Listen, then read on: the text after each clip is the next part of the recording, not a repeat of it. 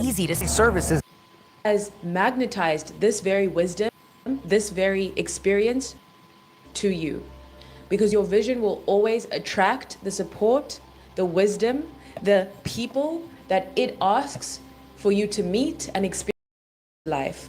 First, I want to talk about what is a vision. A vision is what makes the impossible possible. A vision is what makes the unseen seen. A vision is what bridges the spiritual realm and the material realm. And you, equally as you have visions, what I really want to communicate through this work is that you are a vision. And I invite you to reflect on the different ways that that is true for you. Who are you a vision for in this life? Maybe you are a vision of your ancestors.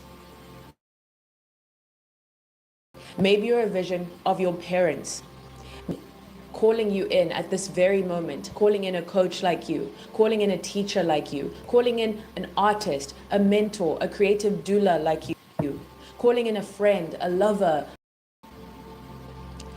and reveal themselves to you.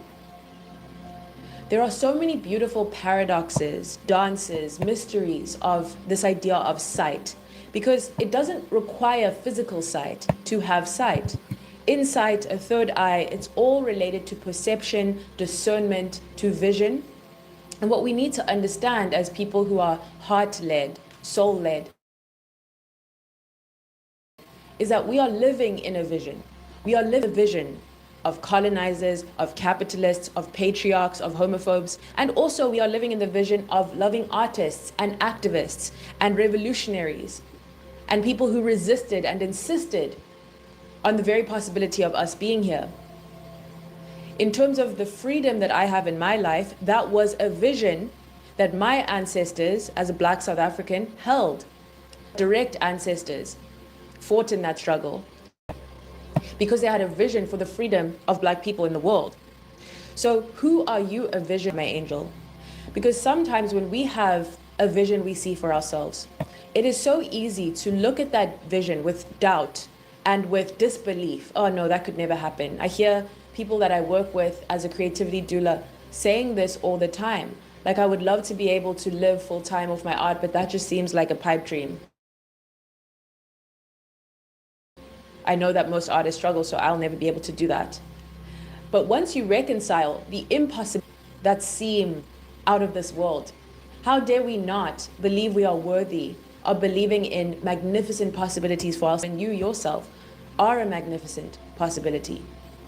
The chances of you being here, you, your soul, are so staggering. In this moment in time, being alive, having been born, your ancestors surviving what they survived, you are a staggering possibility. You are, in a sense, an impossibility. Many people could have looked at your being and said, that's just not possible. As Nelson Mandela said, which is so true, if you really sit with those words, it's so short and so simple and so powerful. It always seems impossible until it's done. So what you are calling in to create, the visibility you are calling in, the creativity you are calling in, the book you are calling in, the kind of life you are calling in, the kind of roles you are calling in that you see yourself filling in this life for others, it always seems impossible until it is done. And the fact that you can see it means that desire exists. There is a version of you in the quantum field who's already living that desire. And then on a collective level, collective dreams like love, liberation, mutual thriving, freedom from all these forms of violence and war, freedom for Palestine, freedom for all the people on earth who are suffering, freedom for the people of Congo, like a free world. That can seem like such an impossibility when we keep seeing this violence continue to be perpetuated. And yet I do believe that because we are, in a sense, an impossibility that was once envisioned, that we owe it to our future to continue to dream and imagine beyond the structures and systems we've been given to war something that can be more nourishing. And we have to accept that in the in-between, it's going to look messy. It's going to ask us sometimes to be hypocrites. It's going to ask us to show up imperfectly, because we are literally brick by brick trying to continue to pave the way to the future. So it's not going to be a perfect process. It's literally never been done fully before. We are the ones who are here as bridges to a world of collective healing, where healing and love and these frequencies get to be the dominant for all. Like, I think of the idea of a government, and what if the whole society was structured around love, not around, all these different forms of hierarchy and power and dominance, in love. What if it was structured in peace and softness and nourishment and how to truly relate to each other? There are so many things to imagine that are so much more fruitful, nourishing, delicious. And so we're always trying to sort of weave the individual and the collective. And I wanted to offer examples that are not only what you are calling in, but also what we as a collective level are being asked to envision is a world that stretches beyond the world we've been given. And so all we are here to do is hold that desire, hold that vision, hold that possibility with conviction, with faith, with love, most of all, and bring it into being. The next thing I think is so important to note about a vision, which I say very often in the Soul Salon podcast, is that your vision is merely your own. Many of our ideas around dreams have been shaped by a colonial and individualistic consciousness and understanding, and a capitalist consciousness and understanding. So your task in this life is said to be to fulfill your dreams. And if you get to the end of your life and you don't do that, there's a sense that you will regret the actions that you didn't take in service of your dreams. But I don't believe in individualistic, make each other's dreams come true. I believe in a collectivist understanding of dreams and visions. I believe that if you feel called to speak, it is because there are people who feel called to listen. If you feel called to paint the world with your consciousness, to paint canvases,